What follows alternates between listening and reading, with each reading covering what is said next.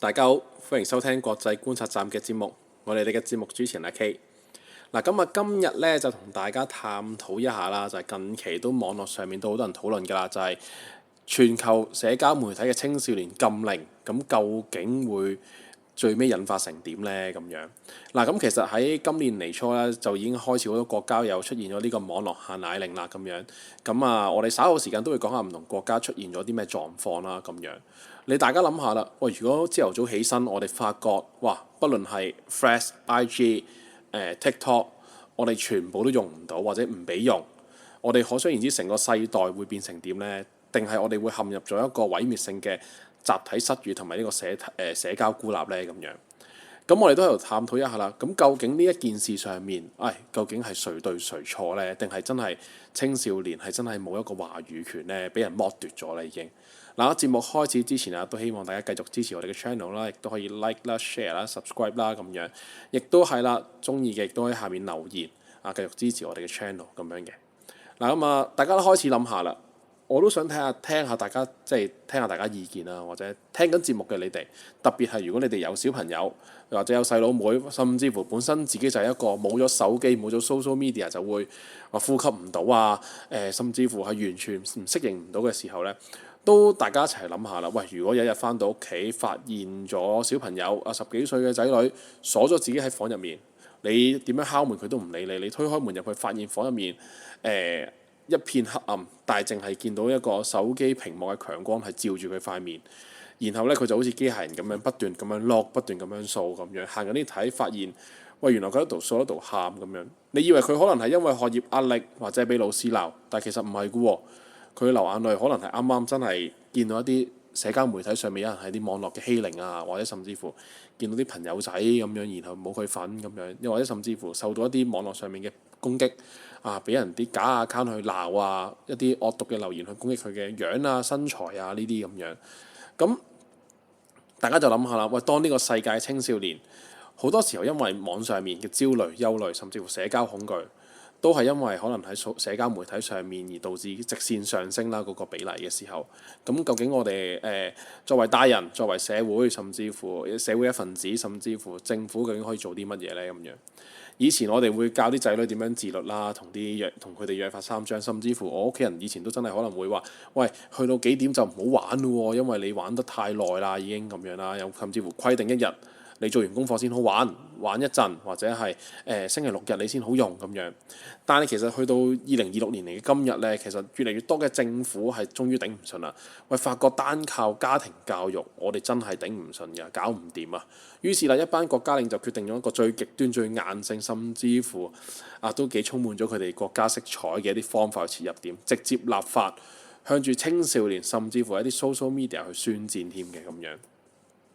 大家都知道啦，其實咧全球咧而家如果有留意新聞啦，都知道就係掀起咗一場歷史上面最大規模嘅限奶令啦，咁樣即係應該叫做網絡限奶令啊。咁馬來西亞政府亦都宣布正式實施極度強硬嘅社交媒體新牌照架構。點樣呢？就係規定未滿16歲嘅一律禁止持有社交媒體帳號。如果違規嘅平台咧，最高就會俾人罰款10,000,000令吉啦咁樣。馬來西亞亦都成為繼印尼之後咧第二個實施青少年網絡社交管制嘅亞洲國家。與此同時啦，美國就喺2026年亦都正式通過咗兒童網絡和數位安全法案啊 （Kids Act），強制平台阻止未成年人訪問色情內容，限制 AI 聊天機器同未成年人嘅互動。而喺呢個全球呢一場嘅大戰入面，走得最快嘅就係澳洲。近期都爆發咗一場震撼全球嘅執法海嘯啦。澳洲總理呢，其實喺2026年6月親自發表聲明，佢痛批呢個大型嘅科技公司呢，喺遵守法律方面做得遠遠都唔夠。為咗震懾佢哋呢一班嘅科技公司巨頭啦，澳洲政府係準備將違反青少年社交媒體禁令嘅最高罰款由原本嘅4,950萬澳元直接翻倍去到9,900萬澳元啊！折合港幣係去到5,350,000,000嘅。咁呢一度係一場人類歷史上面最大規模嘅科技、法律同埋人性嘅博弈。有部分支持者就話啦：喂，呢個係將下一代喺電子鴉片入面咧拯救出嚟㗎咁樣。咁但係亦都有反對者就講啦，就話：喂，呢一個係侵犯言論自由，你都係製造咗一個私隱漏洞嘅數位極權嚟㗎喎。嗱，咁今日我哋都嘗試分析一下每個國家嘅案例啦、法庭裁決同埋一啲細節，即係科技上面嘅細節。大家探討一齊去了解一下呢一個精神毒品戰爭嘅背後嘅真相啦。咁樣，首先我哋就將聚光燈咧擺落去全球第一個實施16歲以下社交媒體禁令嘅國家澳洲。嗱，澳洲政府當初立法嘅時候咧，可謂雄心萬丈嘅。咁啊，總理咧就喺多個公開場合入面咧，同全澳洲嘅家長承諾，話要幫大家分擔呢個沉重嘅負擔，要將啲小朋友啦喺社交媒體嘅毒害入面帶走，令到佢哋可以翻去足球場啊、板球場啊，翻到一啲真實嘅人際關係入面。咁啊，法規實施到去2026年嘅年中咧，現實咧咁啊真係打咗澳洲政府一個好大聲嘅一巴添嘅。嗱，根據澳洲紐卡素大學澳洲嘅紐卡素大學啦，咁啊2026年嘅6月喺佢哋一個國際權威嘅醫學期刊入面咧，都發布咗一個最新嘅追蹤研究報告，結果係令人咧真係嚇一跳添㗎。嗱，研究人員咧對於幾百名12至15歲正處於禁令限制範圍入面嘅澳洲青少年咧，進行咗一個深度追蹤調查。嗱，數據顯示咯，喺社交媒體最低年齡限制法案實施幾個月之後咧，竟然係有高達85%嘅未成年人咧，依然係照玩、照睇、照登入社交媒體嘅。咁到底呢班10後或者甚至乎係15後嘅小朋友係點樣將國家級嘅法律玩弄於股掌之間呢？咁樣咁啊，研究就指出啦，高達2/3嘅未成年用戶咧，只係用咗2招極低技術、低成本嘅方法咧，就完美闖關啦。第一招就叫做咩呢？就自由證去申報啦咁樣。嗱，好多平台為咗敷衍監管咧，淨係做最表面嘅合規嘅。嗱，當用戶註冊新帳號嘅時候咧，平台就會彈一個視窗問你啦，喂，你係咪滿咗16歲㗎啦？又或者要求你輸入出生日期。咁澳洲青少年咧，基本上隨便填一個2005年或者2000年出世咧，系統咧係基本上就俾你通過㗎啦。第二招叫做假相自拍。嗱，為咗解決假申報嘅問題咧，有啲平台咧引入咗 AI 面部年齡估計技術。嗱，平台可能要求你用啲手機鏡頭去自拍一張相啦，由 AI 根據你嘅面部特徵啊、皺紋啊、輪廓啦，去判定你夠唔夠16歲。咁但係都知道青少年嘅創意係無限㗎嘛，好大批嘅澳洲中學生直接喺網上面度揾，甚至用最新嘅 AI 畫圖工具，隨便生成一張望落好似20歲嘅成年人相，然後對住鏡頭一掃描。咁 AI 系統咧就好蠢咁樣咧，就俾咗綠燈佢哋去申請啦。更加就唔好講話人手一個嘅免費 VPN 啦。咁啊，大批澳洲中學生放學第一件事就唔係做功課，而係互相傳授點樣去將手機連線嘅 IP 地址一鍵切換到去，例如冇禁令嘅日本啊、新加坡或者歐洲啦。咁喺呢一班網絡原住民面前，其實澳洲政府設落嘅一個網絡年齡牆咧就形同虛設。澳洲通訊部長咧，咁啊2026年嘅6月就發出憤怒嘅聲明啦。咁佢都好直接講啦，就話：喂，大型科技公司咧就喺度照搬佢哋嘅慣用伎倆，淨係做一啲最低限度、最敷衍嘅合規工作，咁就勉強過關。呢個係唔負責任嘅行為嚟嘅。咁亦都係解釋到點解澳洲政府喺2026年入面咧痛下呢個殺手啦，將平台罰款咧係上限翻倍去到5.3億港元。佢哋亦都正積極調查 Meta 旗下嘅 Instagram 啦、Google 旗下嘅 YouTube 同埋 TikTok 啦，威脅係要開出史上最大金額嘅天價罰單。咁但係啦，呢個論壇 Reddit 咧亦都隨即反擊啦。喺2026年嘅時候，正式向澳洲最高法院提出憲法挑戰，試圖係以言論自由為由推翻禁令。咁呢場政府同科技巨頭甚至乎青少年之間嘅貓捉老鼠遊戲咧，大家都見到啦，就係將法律同埋技術嘅斷層咧係展現得呢個淋漓盡致嘅。如果我哋話澳洲政府係因為顧及私隱而唔敢強求要求實名制咧，導致政策變成冇牙老虎咧，嗱咁澳洲代表咧亞洲代表啦馬來西亞咧，咁喺2026年實施嘅管制咧，就直頭行入咗另一個極端，嗱引發咗一場關於私隱嘅討論添啊！咁咧當時咧私隱權嘅喪失啦，同埋政府過度監控嘅社會風暴。馬來西亞政府喺2026年1月1號啦，正式落實咗一項極度強硬嘅網絡安全法嘅監管架構。規定就喺馬來西亞境內擁有800萬用戶以上嘅主要平台，就包括 Facebook、Instagram、TikTok 同埋 YouTube 咧，你都必須取得咧政府合法嘅營業執照。而其中一項最硬性嘅牌照條件就係禁止16歲以下人士擁有社交媒體帳戶。大馬政府最犀利亦都係最引起恐懼嘅做法，就係佢哋強制平台必須執行嚴格嘅 EKYC 程序。咁即係呢，呢個系統係點樣呢？就通常淨係喺銀行開戶或者進行高風險金融交易啦、洗黑錢審查嘅時候先會用到啊。但係依家呢個大馬政府規定啦，就係任何人想要註冊或者登入一個 IG、TikTok 或 YouTube 帳號，你都一定要用到手機上傳政府核發嘅官方證件。對於馬來西亞公民嚟講，俗稱 MyKid 嘅馬來西亞國民身份證呢，咁對於外籍嚟講呢，就係一個護照啦。咁即係代表就係話，基本上你要攞埋你嘅證件出嚟，同埋俾晒佢睇，你先可以開到啦。咁大馬副通訊部長呢，咁亦都喺推動呢個管制架構嘅時候都強調啦，為現時未成年人用匿名假帳號嘅情況已經失控啊！呢個係為咗呢個網絡詐騙同埋霸凌係提供咗個溫床，所以必須係要由國家身份證嚟建立一套冇辦法跨越嘅一個年齡牆。但係呢個一刀切嘅做法啦，咁 hardcore 啦，隨即就喺吉隆坡同埋成個大馬社會都引發咗好強烈嘅反彈。甚至乎咧係有啲大學講師都講啦。喺呢一個政策上面，佢亦都提出咗兩項好極其犀利嘅批評。第一個就係災難性嘅私隱漏洞啦。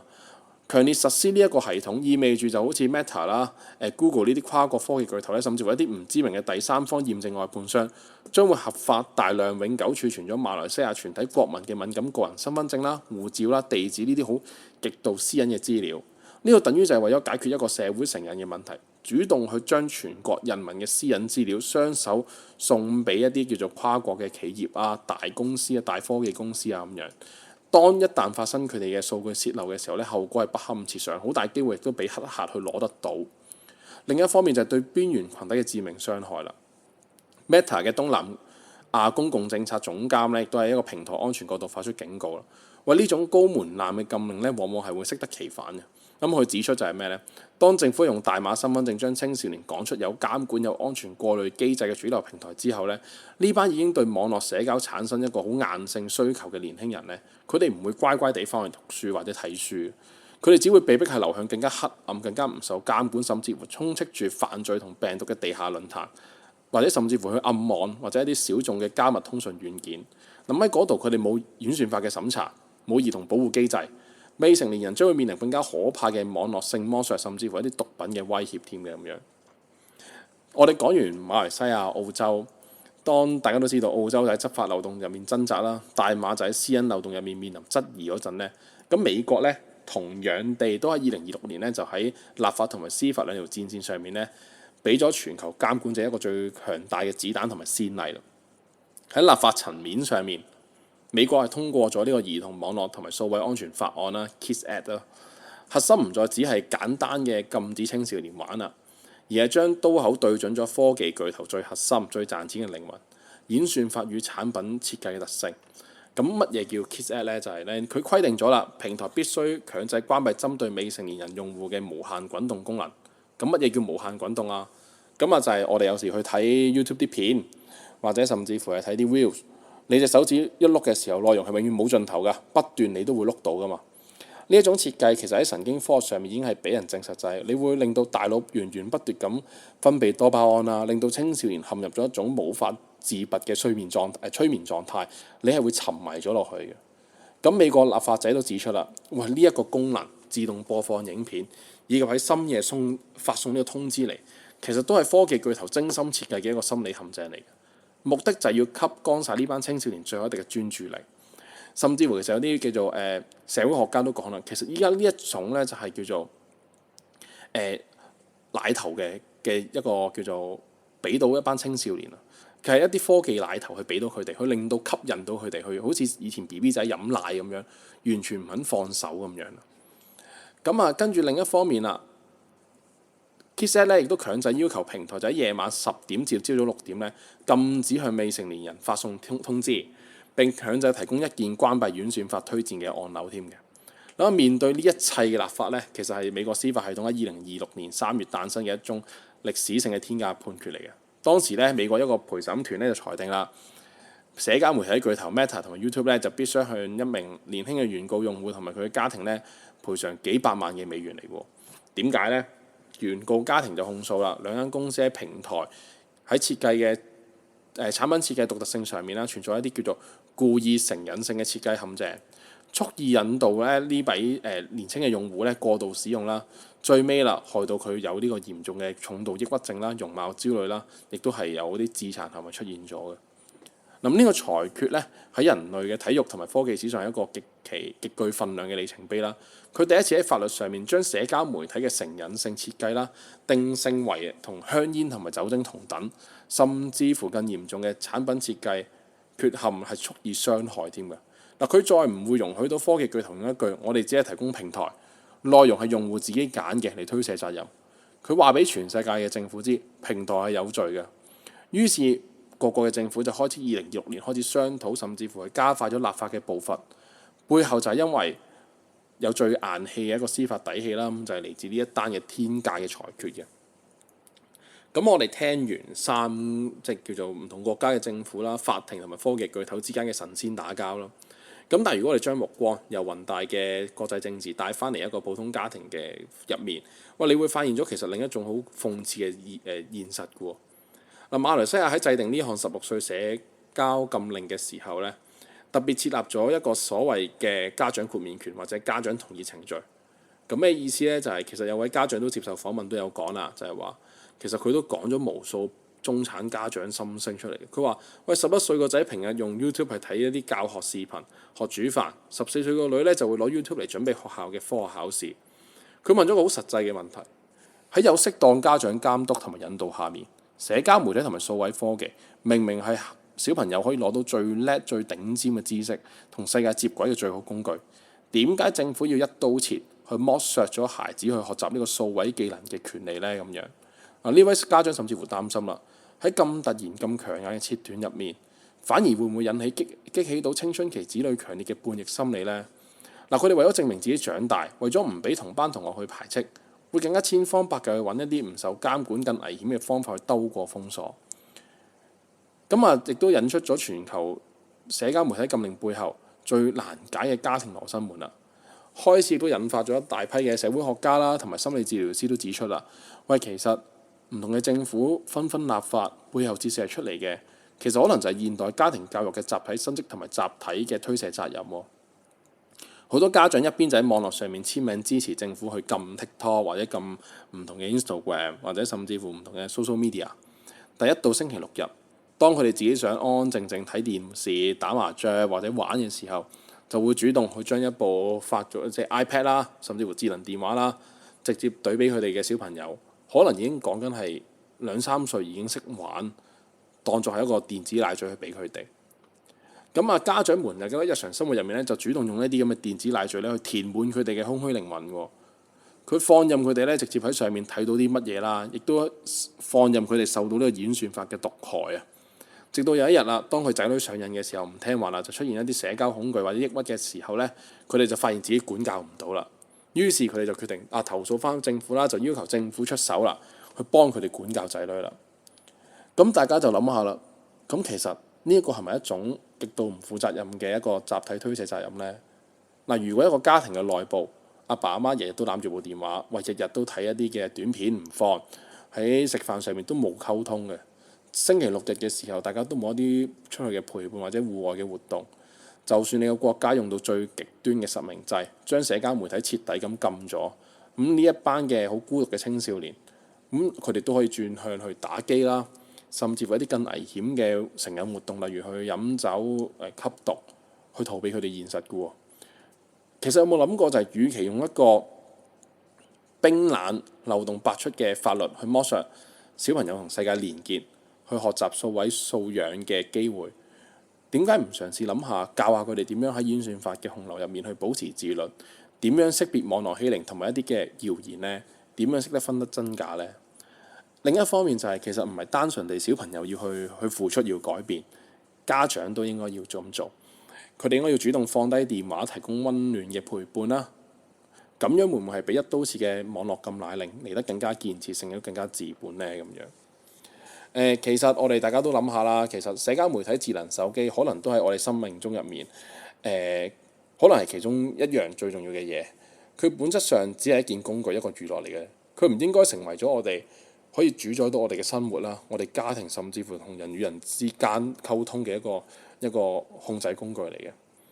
當2026年世界各國都開始喺網絡世界設立冰冷嘅限速牌嘅時候，甚至乎拉起一個好高壓嘅封鎖線嘅時候，我諗我哋都要諗一諗，停一停。其實我哋同科技，我哋同埋屋企人之間嘅關係，到底幾時開始變到咁唔同、咁畸形呢？咁樣咁啊，喺今集嘅節目情況下面啊，都同大家講咗好多關於我哋下一代嘅精神健康啦、自由同私隱安全嘅題目啦。絕對係冇對與錯嘅。咁啊，只有不斷嘅權衡同埋考慮啦，亦都係真係考驗翻大家作為家長嘅諗法啦。咁啊，都希望大家可以喺下面留言啦，講低你哋嘅意見啦。亦都可以講下就係如果你作為家長，你會唔會支持下立法呢？亦都會你自己點睇呢樣嘢呢？嗱，咁啊都係啦，記住啦，中意呢一集嘅朋友仔，亦都可以記住幫我 share 俾身邊中意睇呢類型嘅節目嘅朋友仔啊。我哋下一集再見啦，拜拜。